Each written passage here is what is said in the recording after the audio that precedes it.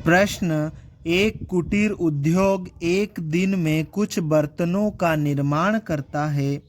एक विशेष दिन यह देखा गया कि प्रत्येक नग की लागत रुपये में उस दिन के निर्माण किए गए बर्तनों की संख्या के दुगने से 3 अधिक थी। यदि उस दिन की कुल निर्माण लागत 90 रुपये थी तो निर्मित बर्तनों की संख्या और प्रत्येक नग की लागत ज्ञात कीजिए। इस प्रश्न में हमें जो परिस्थिति दी गई है, जो कंडीशन दी गई है, उस कंडीशन के आधार पर उस दिन निर्माण किए गए बर्तनों की संख्या और प्रत्येक नग की लागत ज्ञात करना है। इस प्रश्न को हल करने के लिए हम लिखेंगे हल। माना कि निर्मित बर्तनों की संख्या बराबर x। यहाँ पर हमने निर्माण किए गए बर्तनों की संख्या को x मान लिया है, ठीक है। और उसके बाद में यहाँ पर एक कंडीशन भी दी गई है। क्या कंडीशन दी गई है कि एक विशेष दिन ये देखा गया कि प्रत्येक नग की निर्माण लागत, हर एक नग की निर्माण लागत उस दिन निर्मित किए गए बर्तनों की संख्या के दुगने, मतलब जितने बर्तन बने उन बर्तनों की संख्या के दुगने से 3 ज़्यादा थी, ठीक है। तब हम ये मान लेंगे कि प्रत्येक नग की लागत बराबर उस दिन कितने बर्तन बने, x बर्तन बने। x बर्तन का दुगना है ना, तो मतलब x में 2 का गुणा कर देंगे तो x बर्तन का ये दुगना हो जाएगा। और उससे 3 ज़्यादा थी, मतलब उसमें 3 और जोड़ देंगे तो उतने रुपये प्रत्येक नग की लागत होगी। इस प्रकार से हमारे पास में बर्तनों की संख्या कितनी हो गई, x हो गई, और एक बर्तन की लागत यानी कि प्रत्येक नग की लागत बराबर कितनी, 2x + 3 रुपये हो गई, ठीक है। अब हम लिखेंगे प्रश्नानुसार और उसके बाद में उस दिन की कुल निर्माण लागत कितनी थी, 90 रुपये। कुल लागत हमें कैसे मिलेगी, बर्तनों की संख्या में प्रत्येक नग की लागत का गुणा करेंगे तो कुल लागत हमें मिल जाएगी। तो देखो हम यहाँ पर लिख लेंगे बर्तनों की संख्या गुणित प्रत्येक नग की लागत बराबर कुल लागत, ठीक है। अब यहाँ पर बर्तनों की संख्या कितनी है, x है, तो यहाँ x लिख देंगे और गुणित प्रत्येक नग की लागत कितनी है, प्रत्येक नग की लागत है 2x + 3 रुपये, ठीक है। ये प्रत्येक नग की लागत है, इन दोनों का गुणा करेंगे तो कुल लागत मिल जाएगी और कुल लागत कितनी है, 90 रुपये, ठीक है। अब देखो इसका अंदर गुणा कर दो तो ये कितना हो जाएगा, 2x का वर्ग प्लस इसका इसके साथ में गुणा करेंगे 3x हो जाएगा बराबर 90। अब हम क्या करेंगे, 90 को इधर ले आएंगे तो ये हो जाएगा 2x का वर्ग प्लस 3x माइनस 90 बराबर 0। इस प्रकार हमने दिए हुए प्रश्न की सहायता से एक द्विघात समीकरण बना लिया है, ठीक है। अब हम इस द्विघात समीकरण को हल करेंगे और इस द्विघात समीकरण को हल करने के लिए हम गुणनखंड विधि का प्रयोग करेंगे और गुणनखंड विधि से इस द्विघात समीकरण को हल करने के लिए हमें इस बीच वाले पद को, मिडिल टर्म को तोड़ना होगा और इस मिडिल टर्म को तोड़ने के लिए हम इसके अड़ोसी और पड़ोसी की मदद लेंगे, ठीक है। अब हम इस बीच वाले पद 3x को तोड़ने जा रहे हैं और इसको तोड़ने के लिए हमें इसके पड़ोस में लिखे हुए x वर्ग के साथ में जो संख्या लिखी है, गुणा में जो संख्या लिखी है 2, उसको हम लेंगे, ठीक है। तो यहाँ पर हम 2 को ले लेंगे और उसके साथ ही ये जो 3x है इसके पड़ोस में एक और संख्या लिखी है दूसरी तरफ 90, ठीक है। इस अचर संख्या को भी हम लेंगे और इन दोनों का गुणा करेंगे, ठीक है। इन दोनों का गुणा कर देंगे तो कितना आ जाएगा, 180 आ जाएगा, ठीक है। अब 180 ये जो आया है इसके हम अगर फैक्टर निकाले, मीन्स ये किस किस के पहाड़े में आता है ये चेक करें, तो काफ़ी ज़्यादा हमें टाइम लगेगा। ठीक है, तो हमें दो ऐसी संख्या तलाश करना है, या फिर हम यहाँ से याद रख लेंगे कि दो ऐसी संख्या हमें लेना है जिनका गुणा करने पर 180 आए। तो वो दो ऐसी संख्या है 15 और 12। ठीक है, जिसका गुणा करेंगे तो कितना आएगा, 180 आएगा।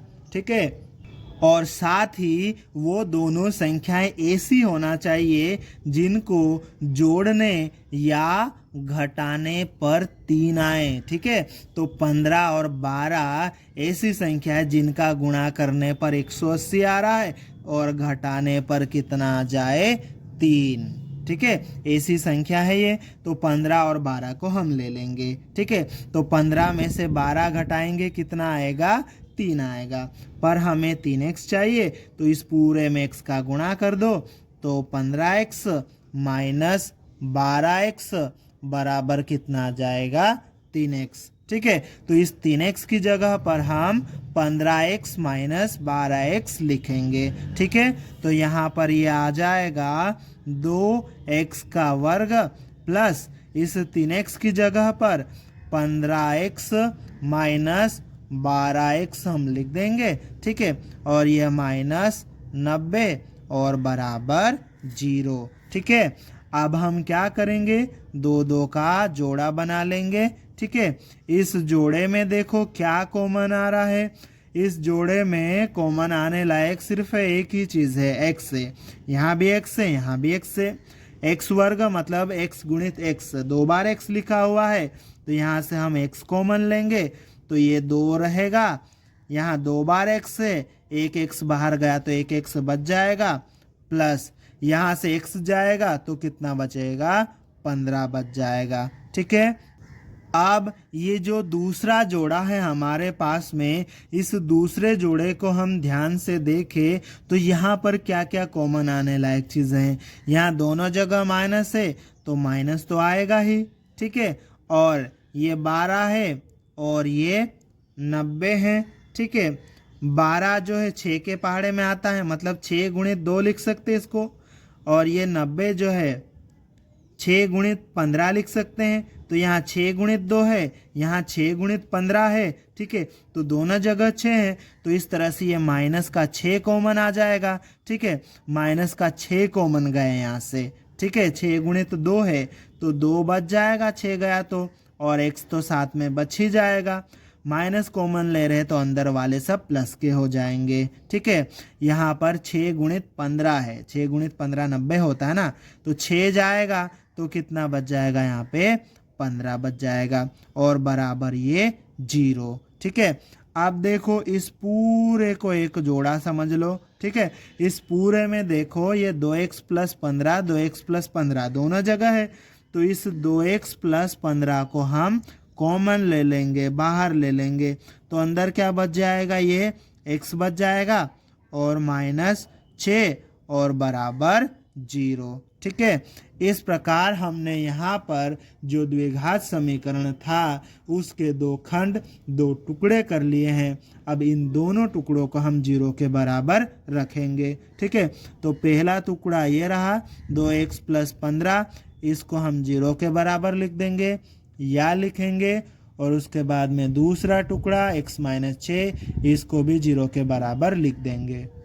अब हम यहाँ से x का मान निकालेंगे। ठीक है, तो 2x तो इधर ही रहेगा। ठीक है, 15 को उधर भेजेंगे, इधर ये प्लस का है, उधर जाएगा माइनस 15 हो जाएगा, और 0 में से 15 घटाएंगे तो माइनस का 15 ही आएगा। ठीक है, यहाँ से हमें x का मान निकालना है। ठीक है, तो x के साथ में ये 2 चिपका हुआ है, गुणा में है, बराबर के उधर जाएगा तो बटे में चले जाएगा, तो x बराबर माइनस 15 बटे 2 आ जाएगा यहाँ से x। ठीक है, फिर यहाँ पर या लिख देंगे। ठीक है, अब देखो यहाँ से x का मान निकालेंगे, x बराबर ये 0 है, ये माइनस 6 उधर माइनस का इधर आ जाएगा तो प्लस का हो जाएगा। ठीक है, 0 प्लस 6 कितना आ जाएगा, 6 आ जाएगा। ठीक है, इस प्रकार से x के 2 मान, एक मान माइनस 15 बटे 2 और एक मान 6 आया। ठीक है। x को हमने बर्तनों की संख्या माना था। अब बर्तनों की संख्या क्या माइनस में हो सकती है, ऋणात्मक हो सकती है क्या, नहीं हो सकती है। तो बर्तनों की संख्या -15/2 नहीं हो सकती है। बर्तनों की संख्या हमेशा प्लस में होगी। ठीक है, तो बर्तनों की संख्या प्लस में होगी तो x का मान -15/2 यहाँ पर नहीं हो सकता। x का मान फिर क्या हो सकता है, 6 हो सकता है। तो x का मान यहाँ पर 6 होगा। ठीक है, तो x बराबर हम 6 लेंगे। ठीक है, इस प्रकार से निर्मित बर्तनों की संख्या x हमने मानी है, तो निर्मित बर्तनों की संख्या क्या हो जाएगी, 6 हो जाएगी। ठीक है, और प्रत्येक नग की लागत के लिए हम x का मान वहाँ पर रख देंगे तो प्रत्येक नग की लागत भी हमें मिल जाएगी। अब x बराबर 6 आ गया हमारे पास में। ठीक है, अतः निर्मित बर्तनों की संख्या बराबर कितना हो जाएगा, 6 हो जाएगा। ठीक है, तथा प्रत्येक नग की लागत बराबर 2x + 3 रुपये हमने माना था। x की जगह पर x का मान 6 हम यहाँ पर रख देंगे। ठीक है, तो 2 गुणित x की जगह 6 रखेंगे +3। ठीक है, इसको हम सोल्व कर लेंगे। आगे 2 गुणित 6 कितना हो जाएगा, 12 + 3। ठीक है, 12 + 3 कितना हो जाएगा, 15 हो जाएगा। ठीक है, तो इस तरह से 15 रुपये प्रत्येक नग की लागत हो जाएगी। ठीक है, अतः निर्मित बर्तनों की संख्या 6 और प्रत्येक नग की निर्माण की लागत 15 रुपये होगी और यही हमारा उत्तर है।